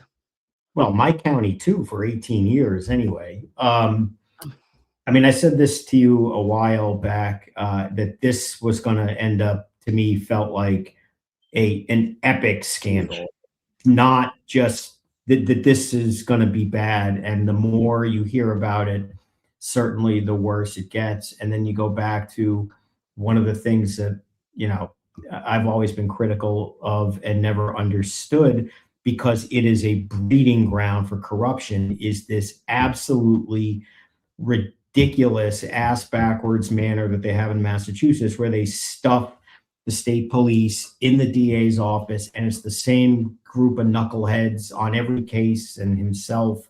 And they just, it is a breeding ground for too close to each other, too friendship. And when you get in law enforcement, it can create things like this. So clearly, that unit in the Middlesex County, whoever they were, they can't stay together. There's a problem in that office. It leads to, how do you trust them to do what they're supposed to do? And then you start looking beyond that, and you look at the higher levels of the DA's office. It doesn't mean that the DA is corrupt or anything like that, but now you start questioning competence. How did this all happen under your nose? And you have no idea. And maybe there's a good reason. I don't know. But now you have another DA's office in Massachusetts in which the public says, how the hell can I have any confidence in them? You've seen it in Norfolk. You've seen it in Essex with the Kelsey Fitzsimmons thing. Now you're seeing it in Middlesex. And, where does it end? So, Massachusetts is just, it's insane on a national level, where you see so many problems in the DA's office involving the police officers who are embedded in the office. It's just, it doesn't make sense to me, and Mr. Bederow, and when we're seeing the fallout, or we're seeing like the boys club, or it's too close, like you're saying, the breeds the corruption when you're I don't know. I just feel like it's the perfect storm for like, well, we're embedded in this office, right? Yes. So we have each other's backs. And if shit goes down, we like it's just it's so close that like we decide who is prosecuted. We just it feels like it's too much power. So absolute power corrupts absolutely. And in that office and those specific embedded troopers, the culture was it allowed, in my opinion, to get out of control, and it got out of control, and that was probably a coveted fucking spot for every gosh darn county, right? Is like, if I could get into the embedded, we get in bed when we're embedded. Do you know what I mean? Like, and like, you're good, you're able to think that your shit won't stink no matter what you do, and that's problematic. I never understood why they wouldn't either like switch out, right? Like you could rotate, do it for a small, like if you were there for a year or something, but for you to have your career and your ability to get a coveted spot like that and feel as though you are connected to the highest prosecution of your county, you don't think that would eventually have a trickle down effect of that we're all insulated and that nothing will happen to us. And now we've seen how that is played out. It's unbelievable. And again, the Massachusetts State Police, I mean, they have a credibility crisis like unlike any other police agency that you can think of right now. I mean, there's just too many examples of this, of scratching each other's backs, protecting each other, committing crimes, being involved in allegedly framing people or certainly other kinds of misconduct. And, you know, it's happening again and again and again. And, you know, times are different. 15 or 20 years ago, you'd only hear about it because of, you know, reporters would put it in the newspaper. You might see it. You might even read it on the internet and pass the article. But now you have people who are obsessed with, you know, true crime or whatever you call this and covering it, whether it's on YouTube or Twitter or whatever. And it gets out and it gets talked about 24 hours a day. I mean, it's crazy in many ways, but the point is it's out there. Everybody knows. And now you just have to see how is this going to be handled and who's going to handle it. And, you know, Massachusetts is also like the home of the need for the special prosecutor, which is another red flag, by the way. Right. I mean, there are times in any jurisdiction you may need a special prosecutor, but in Massachusetts, they assign special prosecutors with the frequency in which you go to the supermarket. I mean, it's insane how often you need to bring somebody in because of relationships, corruption, conflicts. It's unique. It's unique. It's bad. It's not good. The public is concerned about it. But, you know, you have really good reporters covering it and bringing it, and then other people disseminate it, and, you know, it gets dealt with, but it's not good. Yeah, it really feels like once the veil is lifted, it just makes sense for the overhaul. You have been the first to say, and always as loudly as you could, that a fumigation, you know, like this can't be that we remove one bad apple, because unfortunately, lovies, and to everyone else, then there is just another cog in the wheel that it'll be replaced. And if you do not break that wheel and do not break up what has been a culture that has formed over 40, 50 years, Yeah. at least, you're No. going to not have change. And the problem is, you know, again, you're not dealing with DA's offices. They're not small, but I mean, you take Norfolk County, for example. I mean, how many trial lawyers in that office are trying homicide cases? I don't know. 5, 10. I'm making that up. If I'm wrong, I'm wrong. I don't know. Mhm. But when you have the same cabal of prosecutors and the same fraternity of knucklehead guys that were in the Norfolk office together on every single thing, and they generate personal relationships in every case and everything, and then God forbid something happens, and you know, relationships, favoritism, bias, you don't want that. And that just, you know, where I come from, that would never happen. I mean, you would have 50 or so lawyers that would prosecute homicides. You would have hundreds of detectives and police officers, but it was not literally, put the band together, the same crew, the same thing on every case, and we're going to go hang out and get lunch and go drinking and do this. And when you do all of that, it becomes problematic. And then when you saw it in Norfolk, you look deeper and you see these cops are all donating to the DA and the prosecutor is donating to the DA. You can see the connection. You can see the breeding ground of incestuous corruption and whatnot. And it's just a formula for corruption and disaster. And it seems to be happening again and again out there. It shouldn't be happening, but it does. Sure does. And I mean, like, this will all play out also, this case and how it goes from here. It is interesting.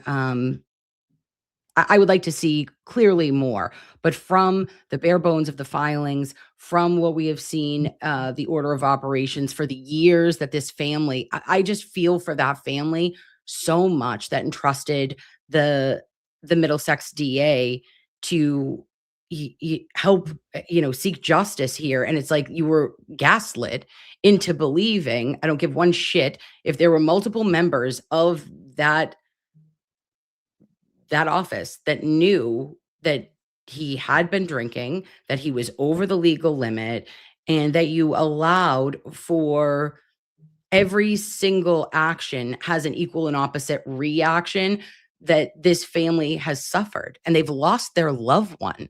They've lost, he was no, Angelo sorry, I'm so sorry I screw up that last name. Scatetto was a Special Olympics champion, like a champion. He was like, and anybody who lost their life, it always matters. But for you to feed a line of bullshit when you're here your job is to do justice, that's not doing justice. No, it's not. But the real scandal, and not to sound all like Watergate, but like, who knew what did they know, and when did they know it? I mean, that's the real scandal. You can take these alleged dirtbags, prosecute them, suspend them without pay. But what you really need to know is how systemic was this, and how deep did the knowledge and the cover-up go? Because this can also impact old cases where these guys all worked on. Did any of the attorneys know? Did they help cover it up? Did the DA know? And I'm not suggesting it goes that high, Right. But you need to know that. I mean, you need to know how far the corruption goes, or all of that. And, the only way to do that is to have these in-depth investigations, which seem to be, again, par for the course out there.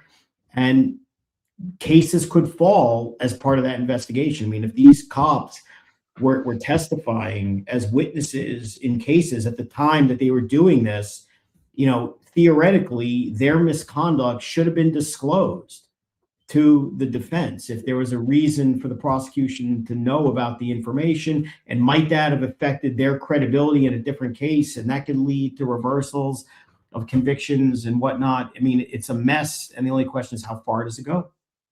Absolutely. And just to say to Kelly Reed, our Kelly is in the chat today. And I wanted to say to you, Kel, I love you. I always love you. I support you. I think that you are one of the strongest and kindest and most beautiful, smartest, and prettiest girls that I have ever met. And we're always here for you, me and Mr. Bederow. And keep your chin up and know that, if called upon to action, babe, I got you always to the end. And that is the end of like the Scott Quigley thing for right now. I just think that it's something to watch. And for me, I'll be there. You know what I'm saying? Like, I'll be there with bells on. Keep telling me, Ted Daniel. All right. You know that. Do you think that, Andover PD, I saw embattled the, who is he? The chief of police. There's a call to action, another call to action. And that is for him to no longer be employed. What do you think? I mean, that's for the local town folk to decide. Clearly, the Fitzsimmons case was a fiasco for a very simple reason. Why no body cameras, guy? I mean, that's it. Yeah. I mean, body cameras, and this is not controversial at all. And, people wanted them, they didn't do it. And so this guy, the chief, I guess, Chief Wiggum, he's in no man's land, right? I mean, you have people who support Kelsey Fitzsimmons who say your department's a disgrace for the way they handled that. And then you have also, he's lost the rank and file police that support the way the police handled that case by saying, you dummy, if we had body cameras, that would have, revealed it. And that may be why we don't know what happened. And the judge acted the way he did. So yeah, no, this guy should probably go because nobody likes him and no one has any confidence in him. But ultimately, it's for the people who live there to decide what to do. But I mean, I don't follow it that closely. I know that he's on leave and almost certainly is on his way out. But I mean, that whole situation was a textbook of just fiasco. I mean, that whole case I thought was, for many reasons, just a mess.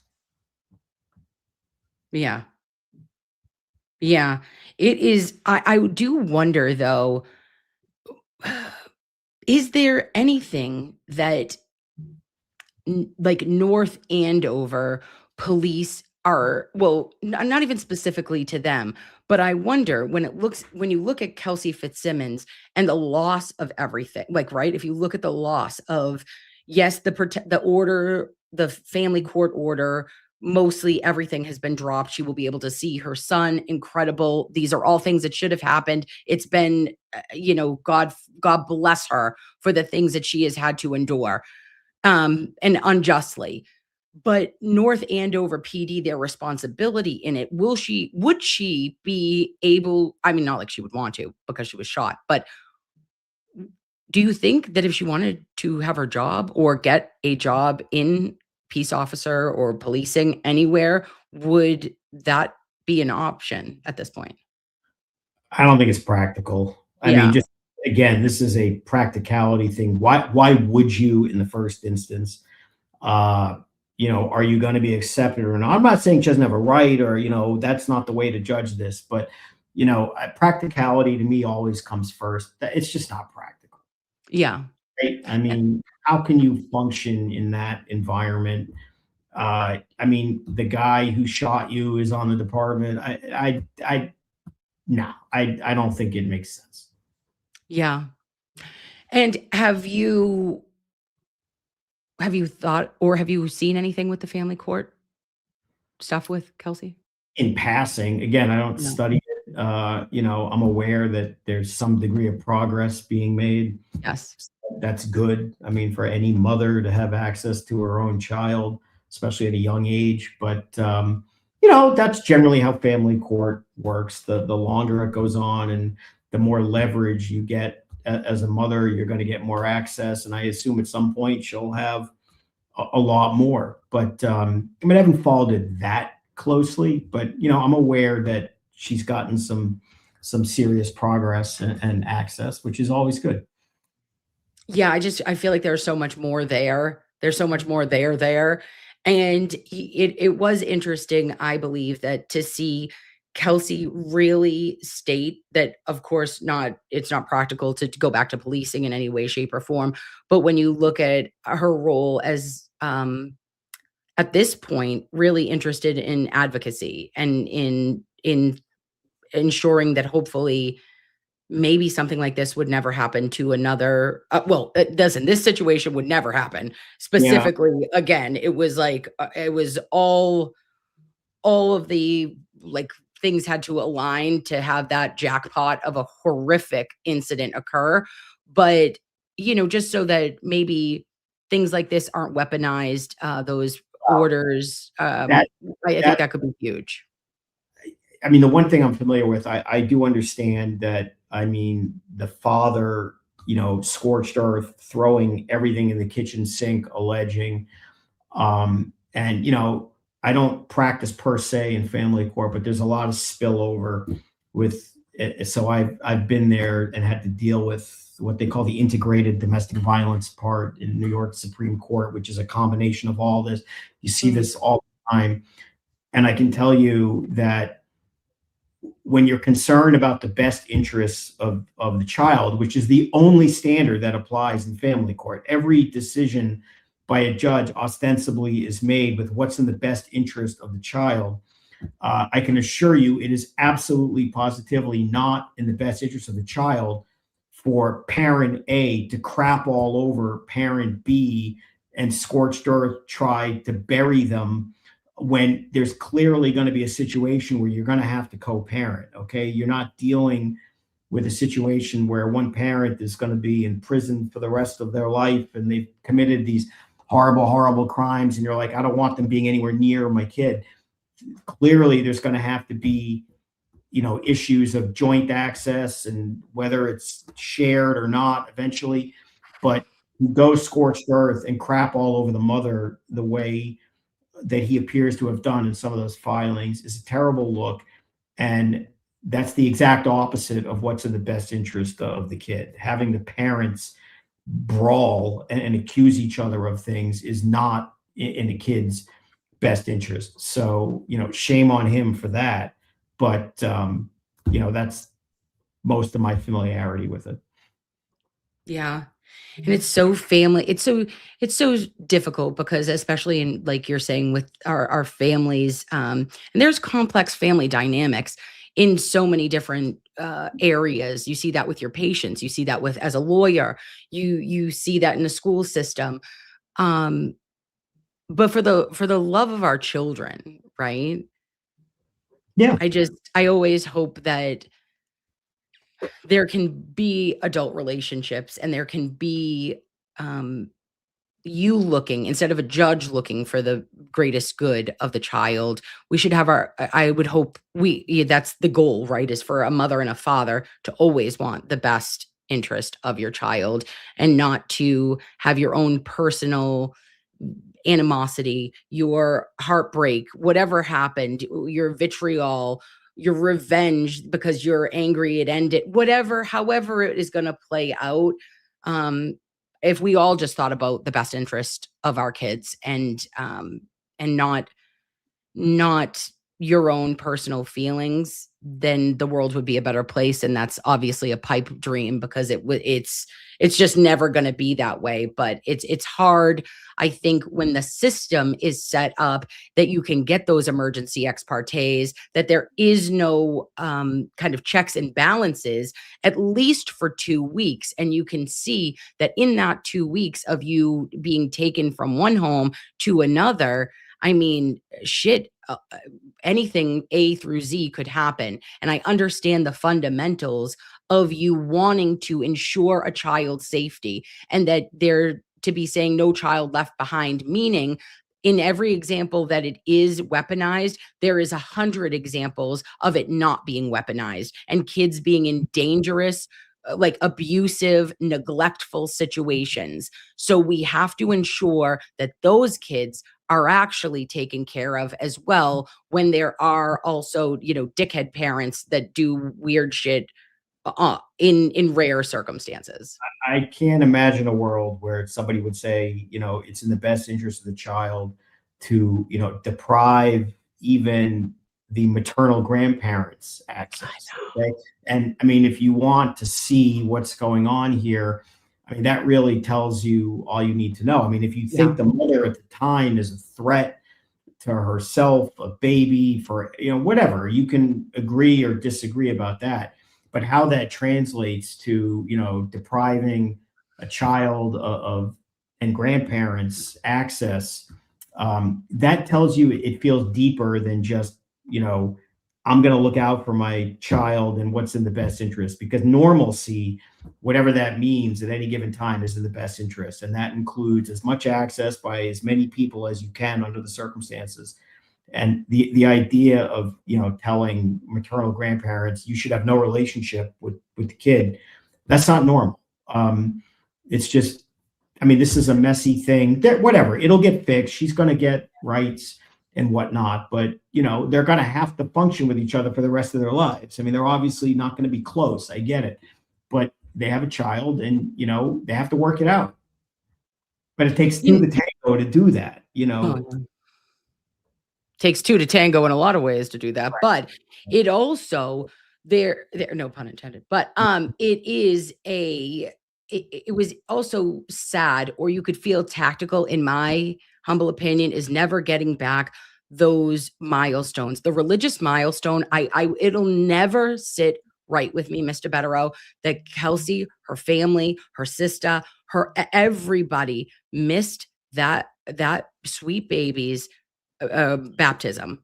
Like you got him baptized. You couldn't wait. You couldn't let her family go. That's when it's like, oh, you don't give an F, because this is, like, for me, it's huge in all your family. And you think about, you're Italian, you're whatever, or it's a big, huge moment. Everyone is there. You're there to love up this baby. You're there to provide God and protection and a celebration. It is something that is once in a lifetime, and it was taken from her and planned and plotted and executed in a way that not only could Kelsey not attend, but none of her family either. And that's just cruel. It's cruelty, in my opinion. Well, it is. And again, it'll never disappear. That's always going to be raw. The other concern I would have is, a young child who is at that level of development, trying to sponge life and learn things. Yeah. Not have your mother for a year. I imagine that's not good. No. But at the same time, as nasty as it is, as bitter as it is, there's a goal here, and they have to look forward and regain access and rejoin. And you'll always remember that bad stuff, but they need to look forward and reunify and deal with it that way. I mean, that's all you can do, is look forward. Looking back and getting bitter at this point in time isn't going to help. Absolutely. And thank you, Mr. Bederow, for that. But the final thing I just wanted to end on, because I think that this is important, it's impactful, and it makes sense. I wanted your take on Adam Deitch for district attorney 3 days ago, was posted something, and I found it very interesting, regarding our Sandra Birchmore. He said, I'm deeply honored to have the support of the members of Sandra's family, and share in their determination to ensure that the failures in her case are never repeated. I decided to run for district attorney because Norfolk County deserves a DA's office that is accountable, fearless, and focused on the facts and evidence wherever they lead. As district attorney, I will work tirelessly to build an office that delivers fairness, justice, and accountability for every community in Norfolk County. Read the full statement below. And he has the endorsement of Sandra Birchmore and her family. And it says, Sandra's case exposed deep failures that demand meaningful change. And we believe that former Assistant U.S. Attorney Adam Deitch is uniquely prepared to deliver the fundamental change that the office requires for Sandra and every family that depends on a fair and competent justice system. We are proud to support Adam Deitch for Norfolk County District Attorney. I mean, that's a big endorsement, but really, he's running against the other candidate, Perkins, more than he is Connor. Yeah. So I think it's more, I mean, look, there's going to be the old guard, the machine, they're all behind Connor, and it doesn't matter, whatever. And that's just the way it is. And then there's a large segment, whatever the amount is of the population, who is, throw the bums out, just whatever. But in order to win with that, I mean, you kind of need to wipe out and neutralize the other person who's on the same, I don't mean wipe out, that sounds, you know what I mean, defeat, or that person who is essentially running for the same type of person. So I think, for example, when you get the endorsement of Sandra Birchmore's family, that's not going to change anyone's mind who's voting for Connor. Obviously, they're all like, Morrissey to the end, and who cares, Yeah. and all that. But that can have influence, perhaps, when you're on the same side of the other half of the table, trying to demonstrate to the anti-DA people or the people who want change, throw the bums out, that we should unify behind this guy rather than the other guy. And I don't know. I haven't heard anything about the other candidate in some time. She's not local. I don't know. Is she still running even? I don't know. But I assume she is. But I would think that that's for people who are deciding between the two of them, those kind of endorsements, I think would carry a lot of weight. But I don't think it's going to impact, anyone who is thinking, gee, do I want the guy that Morrissey handpicked, or do I want the guy who was in the U.S. Attorney's Office investigating alleged corruption in the county? I mean, they're you couldn't be more opposite. So I think it really matters more between Deitch and Perkins. Yeah, and I actually haven't heard from her either, or heard about her in so long. I wonder if, I guess we could Google it. Is she still running? She must be, right? I mean, I don't, it seems that I think you would know if she wasn't. Yeah. And again, I don't know how they're campaigning or what other kinds of ground level endorsements they have or don't have, or what their financials are at the moment. But I just haven't heard much about her online, but I don't live there, so I don't study this either. I just see whatever people post periodically. Yeah. She has 428 followers. She says she's an attorney, a mom, a Democrat, and will the DA? Yeah. All right. There's nothing new since just in my small Google search since March. No, February. I lied. DeJuna Perkins files ethics complaint against DA candidate for improper use of public email for campaign purposes. Huh. Oh my God. She filed a complaint against Deitch. I feel like we heard about that was months ago, wasn't it? February, at the end of February. Yeah. I mean, that's interesting. She recognizes that the only chance to win is to take that anti-DA sentiment. But okay. If that's in February and that's the last thing you've heard, I mean, that's kind of a bizarre way to campaign. I mean, you need to be there. But again, I don't know what she's doing. I don't know what her numbers are. Maybe they're very good. I don't know. She got the numbers. I don't know. Yeah, I don't know. I don't know if she's out there, going to knocking on doors, going to these community centers. And I mean, every now and then I do see, Deitch post, here I am talking to people. And so, I mean, it sounds like he's using social media more. I don't know what that translates to, because again, all that really matters are people who live in the county. Right. And, we all know, the Canton vote, certainly in the area of Fairview Road, will go 90-10 in favor of Connor. Right.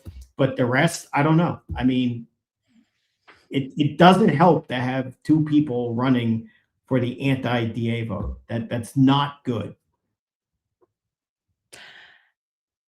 Okay. So listen, can we read? Do you remember what this complaint was about? Something along the lines of sending email about that from an official, something to do with email. Perkins said she took her action after hearing from over a dozen public employees from 9 cities and towns in Norfolk County that the DA candidate, Adam Deitch, had twice sent political emails to their government email accounts. The scale of this outreach makes it clear that this was not accidental, she said, but a campaign strategy to solicit public employees at their taxpayer-funded workplaces. Ethics rules prevent public employees from engaging in political activity, especially fundraising and using public resources. The rub? Any employee who replied to Deitch's emails would have been in violation of these rules. Perkins said it was disappointing that in a campaign centered on reforming broken Norfolk County District Attorney's Office, Adam Deitch has chosen to violate a well-known regulation, the prohibited use of government email addresses for political purposes. As a lawyer and former public employee himself, he should have known better. I get what she's saying, but I think it's a tactical error to make that much of a stink about it. It was probably worth a comment, but it also begs the question, that's a hell of a lot of effort going after that guy. What say you about the DA's office that you're trying to replace? And what will you do differently? How will you prevent this? Tell me what you're going to do, as opposed to just saying, I'm not Morrissey, as opposed to, you shouldn't be sending email to public email addresses. That's true. You shouldn't. But an ethics complaint, it was definitely an intentional violation. And I mean, that feels like a little too histrionic.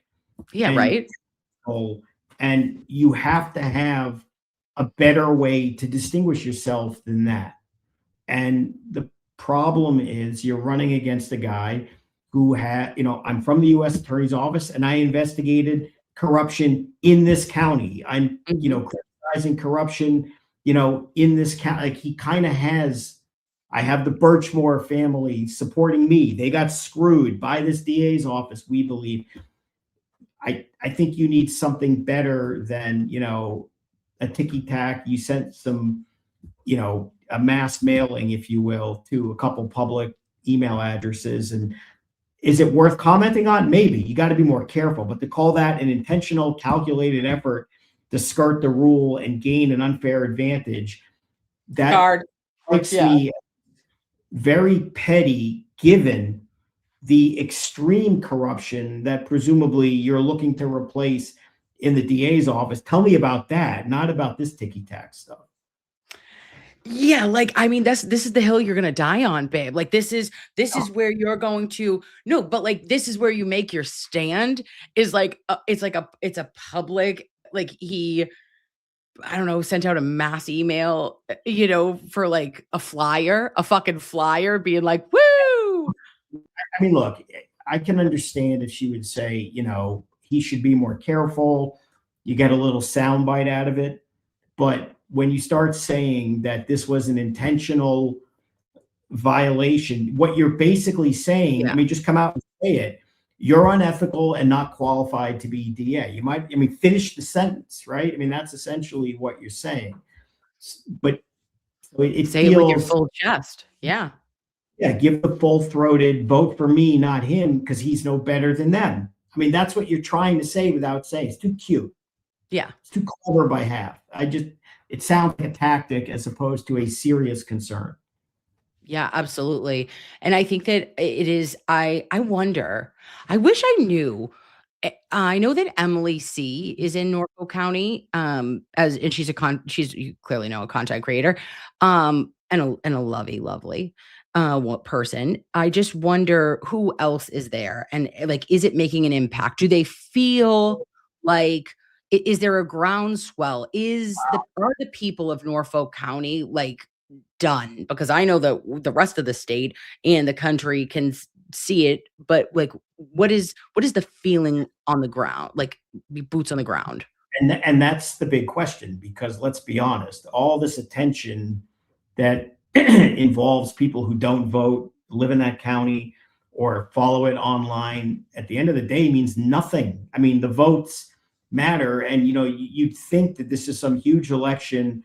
Everyone has an opinion where you're going to see this race of millions of votes, but the reality is in a county like that, and probably the amount of people who don't vote, you're going to see the DA is going to win like 500 to 380, right? Not that little, obviously, but it's really that much smaller than all the attention that people are talking about. And that's why having two candidates on one side of the ledger and one machine guy is very risky.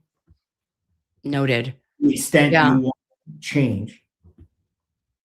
Yeah, I wonder, because like, and that's so interesting for Buzzman to say default setting is apathy. I fear that is a fear, right? It's like you try to get like not even gin up the base, gin up the place, because we need everyone to like, come on. Do they debate at this level? See, that would be, I mean, I don't know how they do it on local elections in Massachusetts. I mean, they do debate in New York City DA elections.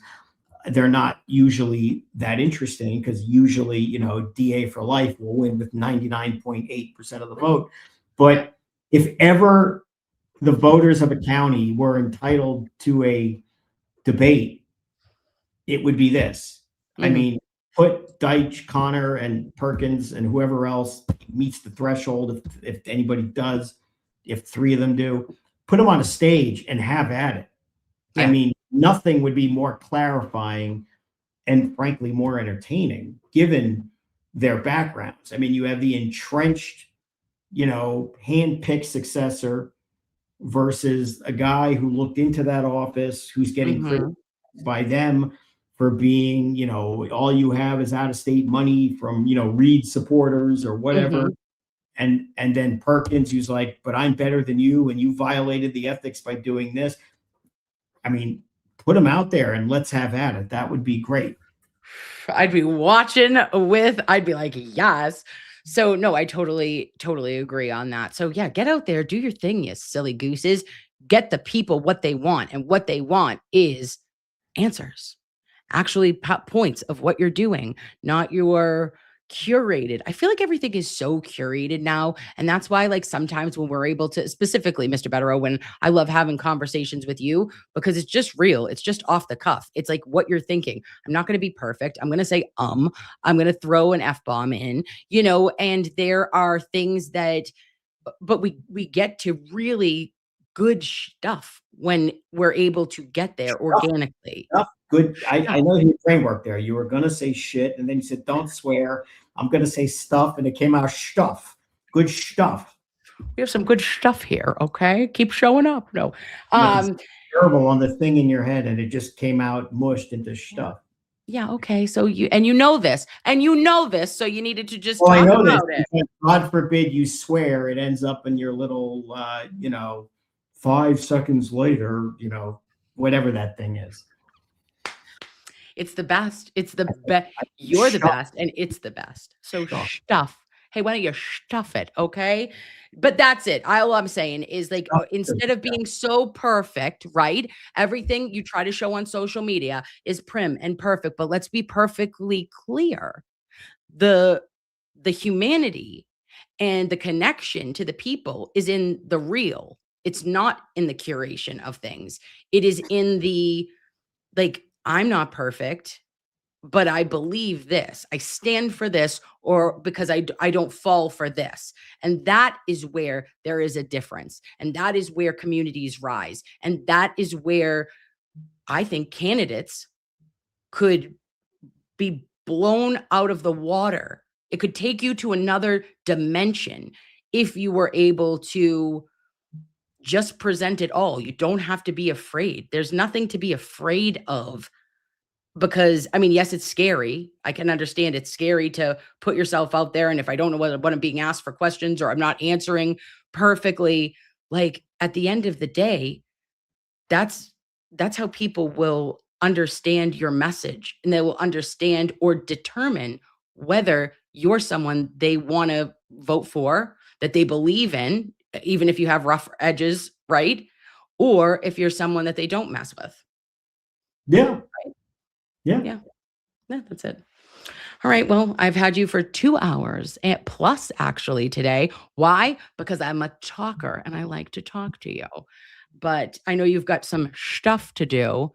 So The stuff today is, I mean, it's really crappy out, but I'm going to So gross. try to go on a long walk as best. That's my form of physical therapy, by the way. Like, I'm proud of walk. you. Yeah, it hurts, but you do it. And then I'm going to see if I can literally watch. I mean, today is one of those days. You have the Celtics at 1, right? You have the Red Sox at 4:30, and the Bruins tonight. Can I do the trifecta?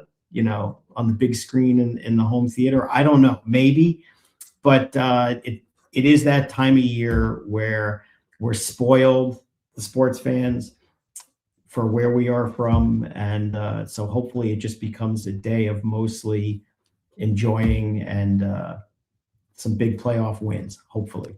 Physical therapy first, aka your walk first, is the creme de la creme. I need you to do that because nurses' orders do it. Then Cosgrove's Reverse Cowgirl Mortgage says a Bederow YouTube channel would have 500K subs in a month. Will you do it? You know what the problem is, honestly? What? Well, number one, I have a practice that makes it hard. Number two, I can't see. I like, you just start throwing topics and we're having a discussion. I don't want to think about the other side of that. Like, what am I going to talk about today?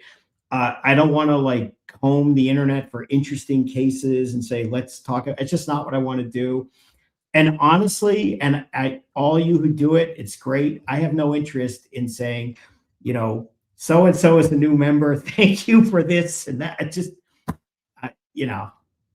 Okay, well, so just think about it. You just think about it, because I could be the annoying person that I could do topics, or I can ask you, I could just produce for you, and then I'll say the thank you so that you don't have to be a cornball. Maybe someday, but I really, honestly, I like talking to people. I like sharing any knowledge. I appreciate you. I also like having a little culture beyond serious stuff, sports, movies, dogs, kids, which is what I think, by the way, more people should do on Twitter. My God, dogs, kids, sports, and humor is much better than, talking about everyone's all that stuff that's going on right now. It's insane. But yeah, no, I don't know. I like talking to people when I have time to do it, but I don't at this point see starting something like that and being the driving force behind what's talked about. I doubt it. Okay. Speaking of time to do it, do we have time for next Sunday, or are we taking a bye week? It's always a calendar thing, right? Hold on. Mm-hmm. We're getting to that. It's going to be an interesting summer, but we're not there yet. Next, probably. We'll say a maybe then. Well, I'm debating next Sunday. There is a basketball game in Philadelphia, which I may have interest in going to. We'll see. But that's 7:00, so that's really not a factor. Maybe. Yeah, we can pencil it. If it changes, it changes. All right, we'll pencil it in. I appreciate you. You're the best to ever do it. Thank you for being our friend. Thank you for being our best friend from out of town and our emotional support attorney. Have a great day, Mr. Bederow. Yeah, bye-bye. Bye. Lovies, we've done it. We have done it. Sunday service is concluded. What a service it was. I wish you the best day. Take care of yourselves, take care of each other. And tomorrow night, babes, we're going to be doing a little bit of a new series on Tewksbury State Hospital. It's the state hospital that Lindsay Clancy is at. But I've been doing some digging. I've received some tips. I've confirmed, checked, sourced. And there is fuckery afoot. And the mental health hospitals in the Commonwealth, and specifically Tewksbury State, has had a police presence the last 5 days in 1 week's period. There's violent incidents occurring, and we need to talk about it. I want to talk about it with all of you. All right. So that's tomorrow night, 7:00. Rest on the couch today. Cuddle up. Do some Netflix and chilling. Order pizza. Get some mozzarella sticks. Shut up. I said it. Will I be doing that? Yes. All right. I love your faces. I'll talk to you soon. Bye. It ain't got your ass getting fat. Bitch, you grown. That ain't bitch. I see your ass up on the stairmaster. Bitch, you got it on level 2. Bitch, go a little faster. Girl, I ain't gonna lie. I tell you how I feel. Bitch, you handcuff your big ass to the treadmill. You wanna work out now? Cause you know it's getting hot and your big ass finna pop all the bottle off the top. Got it right, chicks and some tight shit in the song. See your ass with some tight shit. We like she